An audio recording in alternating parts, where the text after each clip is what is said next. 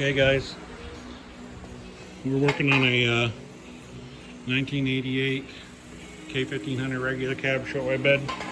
A little cramped in my shop right now because we had other projects going on. This just kind of happened along, you know. Not something if you ever plan for, it just always comes when you don't. And got it cheap. Truck's in good shape. With the exception of the motor. No rust, it's never been wrecked. Interior's nice. It needs a windshield, a paint job, and an engine. Other than that, she's good to go. She has really nice tires and wheels that we put on it, but it had nice tires and wheels on it when we got it. Just we didn't like them. I have a new 94 style grill, and we're gonna put LED lights in the whole thing, front and rear. Of course, I have plethora of LS engines everywhere, so this is no big deal to me. But so we're gonna bone stock 5.3 swap it.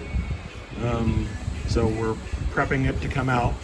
I'm just putting scotch tape with the listing what each wire was. The only ones that you need in the OBS, this again 1988 truck, the only ones you need in the OBS out of the loom so that the gauges still work is the temperature switch and the oil pressure switch and your AC switches.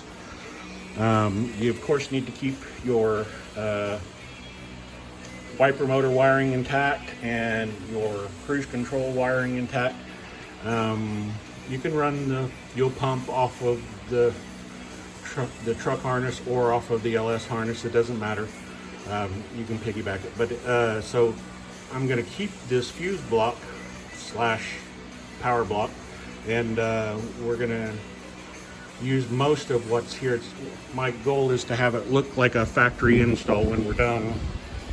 So it'll look like just a bone stock 5.3 LS out of like 2005 Silverado, Tahoe, Suburban, whatever. Of course, once we get this out, power wash everything, clean everything up inside the engine compartment.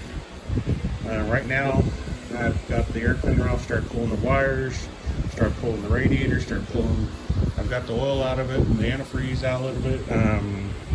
Next, I'll be pulling the accessory drive off and unbolting the bell housing bolts so that I can get the motor out. This is a 700 R4 truck, so to do the bone stock 5.3, this doesn't have an electronic signal. This was a mechanical speedometer, so we'll leave that intact so that the truck's gauges still work. But for the LS part of the build, I'll put a 40-tooth reluctor wheel. Let me just walk over here and show you what I have. These are out of a Porsche. I have bunches of them. I keep them anytime I salvage a Porsche. And those are 40-tooth reluctor wheels, and then you mount them on a flat spot in the drive shaft or CV joints or whatever you want, you know, depending on what you're working on. And then you put a VSS sensor on it and a mount and wire it in. So anyway, that's what we're doing today. I'll video some more tomorrow, let you know. We're going to be running, we're going to take this factory exhaust mounts off. Of course, this is a 350, and we're going to put stainless steel long tubes and Flowmaster. This is going to be a truck for my wife, so we're going to be dumping the exhaust before the rear axle. It's going to be true duals with next pipe, probably 2 Flowmaster Super 10s. So, but again, we're not going to get radical with it. No camshaft. Now I say it's not going to be radical. The only 5.3 I've got that's ready is this one, and I pulled the pan off just to inspect it and make sure it was okay. Everything on it's perfect. It had like 2,000 miles on it since I built it, and the truck that was in got wrecked. So anyway, but this has a hot cam in it, and we're going to take that out and put just a bone stock truck 5.3 cam in it. But this has flat top pistons and 243 heads, So it's already got the mounts on it and everything, ICT billet mounts and stuff. But anyway, we've already got 90%, 95% of the stuff it takes to do the swap here. I have wiring harnesses on the shelf up there in the boxes. Those are standalone harnesses. So yeah, I have a 4-port radiator out of a 110 Suburban sitting next to the boxes, brand new from O'Reilly's. Have new upper and lower 5.3 hoses on the shelf. So yeah, this is going to be pretty much to me a no cost build as far as out of my pocket right this second. Now I've bought these parts of course over the years, and I keep stuff like that in inventory so that I can do these swaps. But yeah, this will be a nice little K1500 regular cab short wide bed. This was a Z71 truck, so it's very straight. It's never been wrecked. There's no rust. I've been all the way underneath it. It's a nice little truck.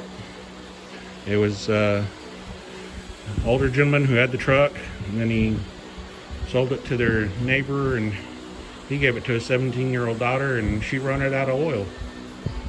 Sad news. But just wanted to show you the interior in it, with the exception of the seat, is really nice. No cracks in the dash. It's had an aftermarket radio put in it already with Bluetooth. It's already had the cuddy put in it. Steering column, door panel over there is nice. One little rip in the right there by the handle, that's it. And this is the original seat in it, and they've got a cover in it, but I have a brand new OBS bench seat out of another truck that we're putting in it, a really nice one. So yeah, not a bad truck at all, guys. But anyway, this is what we're working on, and we'll keep you up to date. Thanks, guys. Please like, share, comment, and subscribe.